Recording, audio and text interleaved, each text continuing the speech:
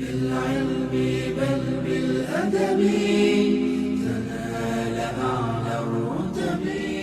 Oleh karena jemaah sekalian, kita sore hari ini akan sama-sama belajar kembali ya.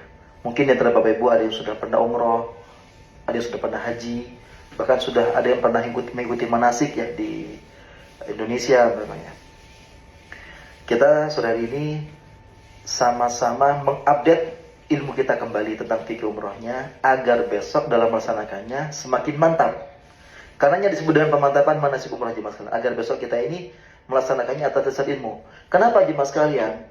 Karena satu amalan, satu ibadah, kalau kita melaksanakannya tanpa ilmu tentangnya, maka ibadah kita oleh Allah ditolak dan tidak diterima.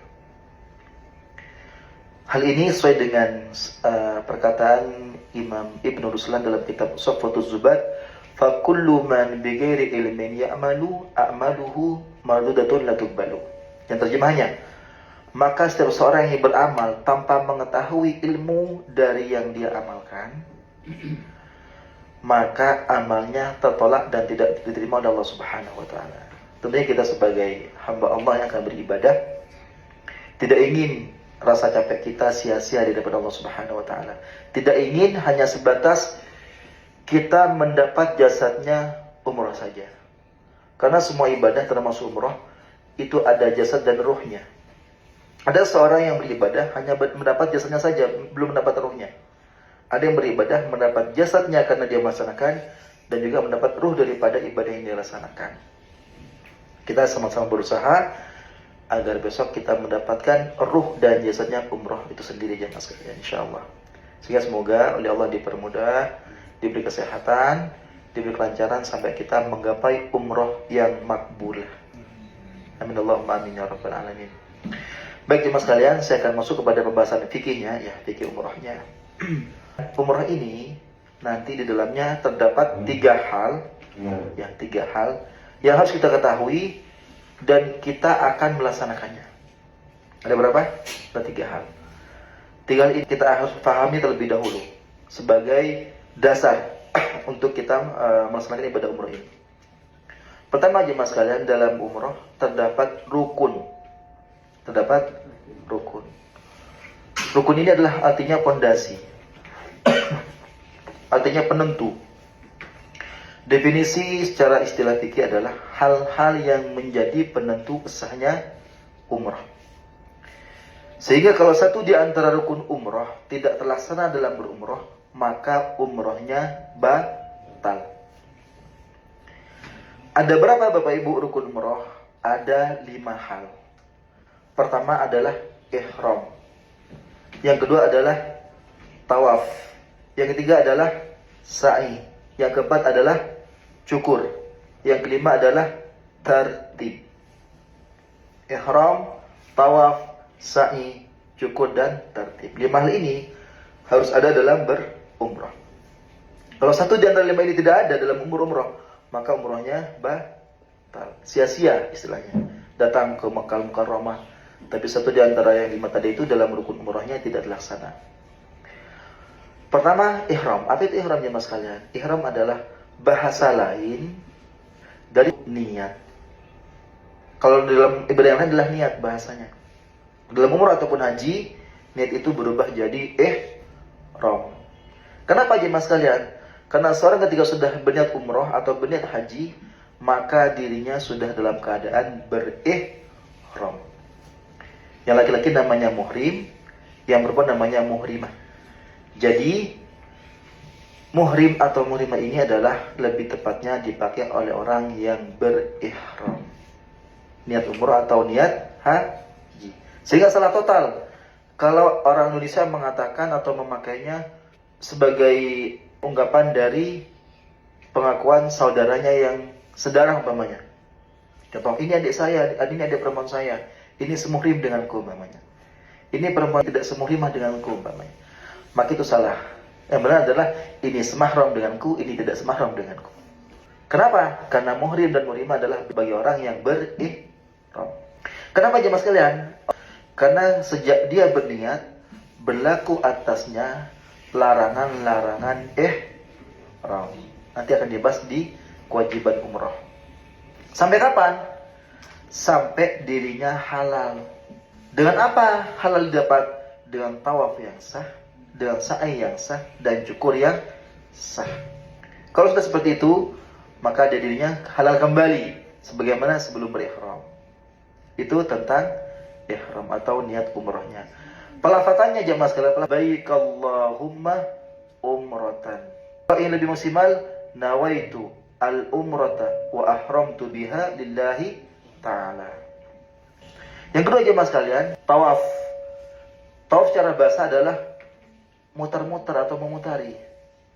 Contohnya ibu-ibu nih secara bahasa, tadi udah muter-muter di Bin Daud atau di mall atau di pasar sampai 3 kali, 4 kali. Gak kehitung sampai maunya berapa kali, udah banyaknya. Itu secara bahasa sudah tawaf. Secara istilah fikih adalah memutari Ka'bah 7 kali putaran, yang masing-masing putaran berawal di sudut Hajar Aswad dan juga berakhir di sudut Hajar Aswad. Jemaah sekalian, Ka'bah ada 4 sudut. Pertama sudut Al-Hajar Aswad, yang kedua sudut Al-Iraqi, yang ketiga sudut Asy-Syami, yang keempat sudut Al-Yamani. Nah, nanti jemaah sekalian, kita mengawali tawafnya dari setiap putaran dengan sebenarnya sunnahnya mencium Hajar Aswad. Tapi karena itu tidak memungkinkan, karena keadaan sekarang beda dengan zaman dulu. Ya, rebutan oleh banyak orang, dan kita juga dengan grup. Sehingga tidak mungkin tuh seperti itu untuk antri sampai selesai semuanya satu persatu ya. Sehingga dari jauh kita nanti dengan isyarah, istilahnya dengan isyarah. Jadi pada saat pundak kiri kita atau bahu kiri kita lurus dengan Hajar Aswad, kita istilah Bismillahirrahmanirrahim, kemudian kita menciumnya. Mencium niat mencium Hajar Aswad. Mencium telapak tangan kita yang sudah diarahkan ke Hajar Aswad dengan niat menciumnya. Jadi bye dulu baru kiss ya, bukan kiss bye. Bye dulu baru kemudian kiss. Bismillahirrahmanirrahim, kemudian kita menciumnya. Menciumnya syahusyuk mungkin, ya. Tanpa harus berbunyi dengan keras. Takutnya malah Bismillahirrahmanirrahim karena si khusyuknya kayak mencium pipi bayi yang masih imut namanya. Syahusyuk mungkin, tidak perlu selanya suara keras. Setelah istilam, anjurannya adalah memperbanyak kalimat tasbih, subhanallah, walhamdulillah, wala ilaha illallah, wallahu akbar. Dan juga kami akan pandu nantinya.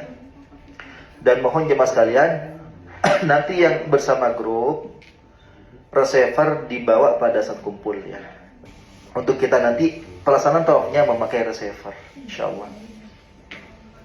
Nanti kita memutari Ka'bah dengan melewati multazam, melewati pintu Ka'bah, melewati sudut yang kedua, kemudian melewati sudut yang ketiga.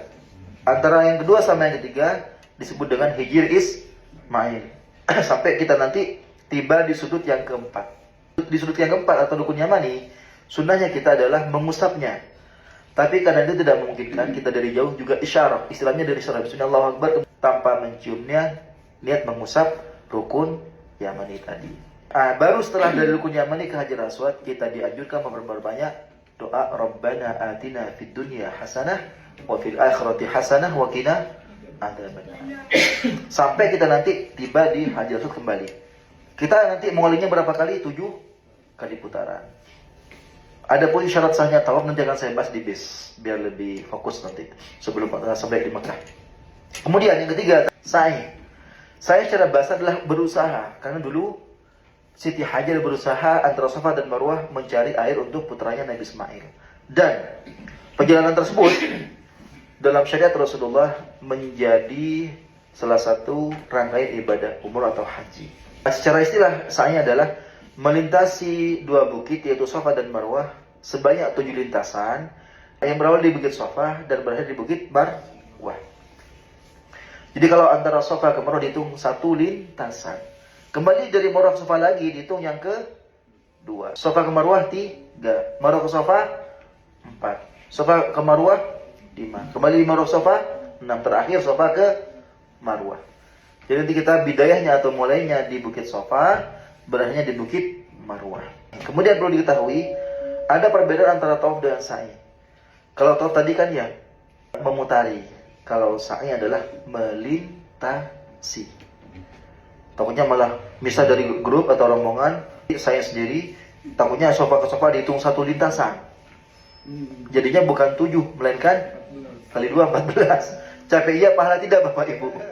Kemudian, dalam saya jemaah sekalian, tidak harus punya wudu. Artinya umpamanya nih, setelah tawaf, setelah sholat tawaf di belakang makam Ibrahim, kemudian mau batal wudu, tidak mengapa. Contoh punya Ustaz, saya sudah menahan dari hotel nih, 1 jam lebih nih, nggak buang angin umpamanya. Boleh nggak buang angin? Boleh, silakan. Tapi pelan-pelan ya, jangan dilepas dengan seketika istilahnya. Kasihan nanti di sampingnya takut kaget ya. Atau ada kasus jemaah sekalian, setelah tawaf, mau sa'i umpamanya, ada ibu-ibu terasa keluar dari haid. Apakah lanjut? Apakah boleh? Boleh. Karena saya tidak harus punya wudu. Tidak harus suci dari hadas kecil maupun hadas besar. Sah umrohnya, tinggal gitu aja. Tadi setelah saya apa? Cukur. Cukur yang wajib adalah sekali potong, sekali gunting, ada 3 helai terpotong. Dengan apapun, entah gunting atau pisau, apalagi pakai kerokan namanya. Sekali kerok ada 3 terpotong. Gimana?